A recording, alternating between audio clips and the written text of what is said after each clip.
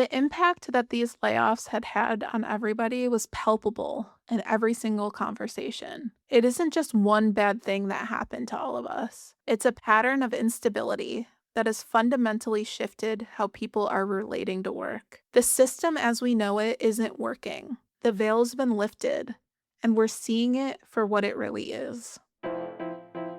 Welcome to In Her Words. This podcast is for women navigating through change, career, identity, motherhood, and just figuring out what's next. I'm Roberta Dombrowski, host of In Her Words and founder of Learn Mindfully. Each episode, I sit down with women who are asking big questions, navigating transitions, and trying to make sense of life as it shifts. You don't have to have it all figured out. You just need space to be real. Let's get into it. Hey friends, so I have another solo episode for you today.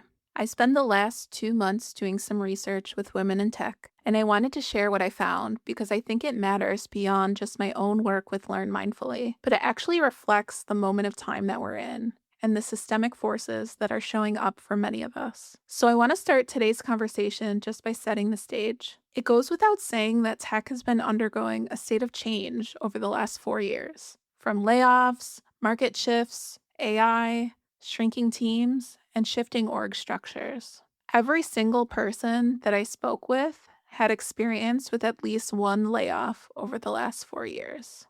That's huge. And I get it. I've been through 3 layoffs in the last 4 years myself. The impact that these layoffs had had on everybody was palpable in every single conversation. It isn't just one bad thing that happened to all of us. It's a pattern of instability that has fundamentally shifted how people are relating to work. The system as we know it isn't working. The veil's been lifted, and we're seeing it for what it really is. One participant really stood out to me. She believed that there's part of her that thinks every environment is going to be shitty, and it's blocking her from being able to imagine what a healthy environment looks like. The negative experiences that she had was not isolated to one employer. It's not just her personal problem that she's dealing with. And at a high level, that's what repeated systemic trauma does to people. It makes them lose hope in a different kind of way. It makes them think that it's them, when it's not. It's the system. So I'm going to walk you through some of the themes that came up most consistently to give you a picture of what this moment really feels like for a lot of women in tech right now. First, the world of work and layoffs are causing compounding, recurring trauma. I'll repeat that again. The world of work and layoffs are causing compounding, recurring trauma. And it's not just impacting the people who were directly laid off, but also the people who survived multiple layoffs as well. It's been causing things like PTSD symptoms, hypervigilance, or ruminating about what's next, survival skill, and even difficulty trusting team dynamics. I mean, yeah, when your manager lays off your coworker, it's kind of hard to trust them the next day and show up like everything's normal. Once people land into their new roles, they also describe this emotional residue that follows them, like an impending feeling of doom and waiting for the next shoe to drop.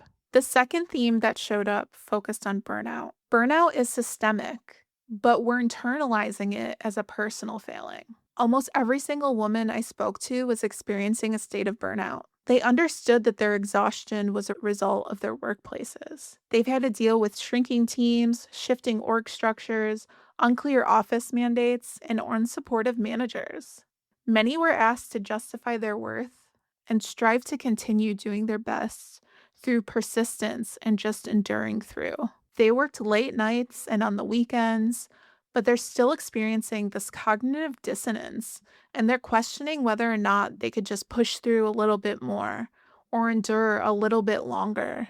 There's true cruelty in this dynamic. The system is creating these horrible conditions, and then it blames us for not doing our best. That's corporate gaslighting. One person I spoke to actually said they felt like they were in soul debt.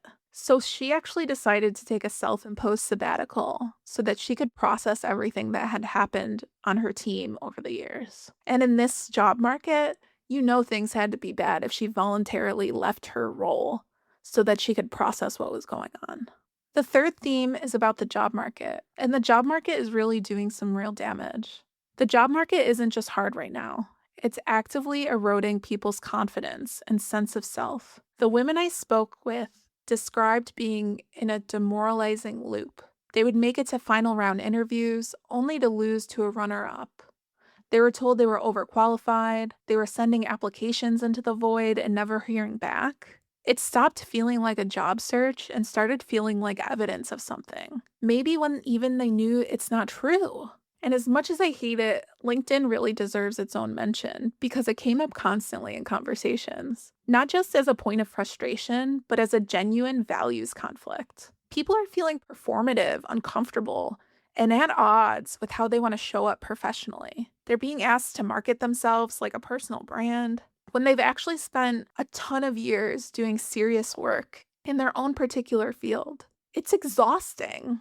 And what I want to name here is that the damage isn't just practical, it's personal. And for women who are already depleted before the search even started, the impact is really huge. The next theme is around managers. Managers are everything. Managers came up in almost every single conversation that I had. And what became really clear is that the quality of the relationship between the manager and their direct report is the single biggest factor in whether someone feels okay at work. More than the company's mission, more than compensation, more than the work itself. Bad managers were everywhere in these conversations. They took credit for work that wasn't theirs. They went cold without explanation. They were performative in public while giving critical feedback in private. They often delivered feedback in ways that felt more like punishment, treating you like a child than guidance. And because there were no safe channels to address any of it, no HR that felt trustworthy, no skip level that felt safe, most people just started masking how they felt. They kept their heads down, they performed okayness, while carrying something so much heavier. One participant said it directly: I don't feel like I can trust my manager. If I aired my feelings, it would be used against me. That kind of sustained masking doesn't just add to the exhaustion, it becomes its own form of harm. The next theme focused on identity and role shifts. Folks in tech are experiencing identity and role shifts. Most of us have been sold a story of meritocracy. If you work hard, results will follow. And that's not true anymore. And it's causing grief for many of us. Grief around the version of work that we used to know, for a professional identity that no longer fits, for an industry that has shifted around us. We're feeling like our work is undervalued, being replaced by AI, or absorbed by other functions. One person said, I don't know how much more I can fight for this job. This is unwinnable. When we start to get questions where you're asked to justify your value, you've already lost. It became really clear underneath every single conversation was a woman who was questioning what they should even do next. And so what does this all mean? I was expecting to go into these conversations and hear things like burnout, job market issues, and career uncertainty. I expected to hear those topics pop up. But what I didn't expect was the level of grief that I encountered. We are experiencing a mourning for the version of work that used to feel meaningful, for a work identity that no longer fits, for an industry that shifted around people, all while they were just trying to keep up, pay the bills, feed their kids.